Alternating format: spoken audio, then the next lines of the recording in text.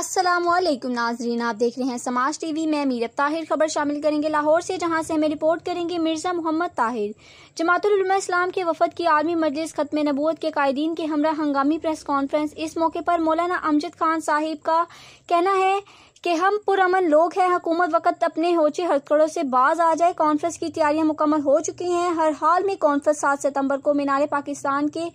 سائے تلے منعقد کی جائے گی۔ پورے ملک کے اندر جیسے انتخابات ہو رہے ہیں واٹن بورڈ کے، تو لاہور کے اندر بھی انشاءاللہ العزیز ہمارے امیدوار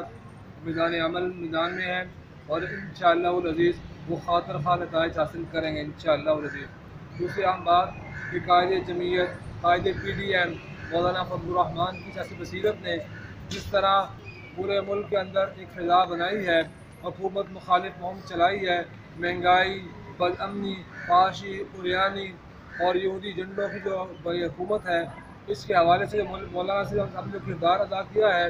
وہ عوام کے سامنے ہے، اور انشاءاللہ العزیز پولنگ ڈے والے دن لوگ کتاب کے مور پر ٹھپا لگائیں گے اور ہم ہمارے امیدواروں کو کامیاب فرمائیں گے۔ دوسری اہم بات ختم نبوت کے حوالے سے کہ انتظامیہ اور اس کے جتنے بھی ہتھ کنڈے ہیں، جیسے وہ ادارے جو لوگ کر رہے ہیں، ختم نبوت کانفرنس جو مینار پاکستان پہ ہونے والی دو روز بعد ہونے والی ہے، اس کو روکا جا رہا ہے، لاک ڈاؤن کیا جا رہا ہے، لوگوں کو پریشان کیا جا رہا ہے، لوگوں کو ٹرانسپورٹ نہیں دی جا رہی۔ اس حد سے ہم یہ احتجاج کرتے ہیں کہ انتظامیہ اپنے ہوش ناخن لیں اور ہمارے پروگرام کے اندر خلل نہ ڈالے۔ اگر انہوں نے خلل ڈالا تو پھر جو ہے اس کا جواب ہم دیں گے انشاءاللہ، اس کا حق رکھتے ہیں اور اس کا جواب پھر ہم دیں گے۔ علماء اسلام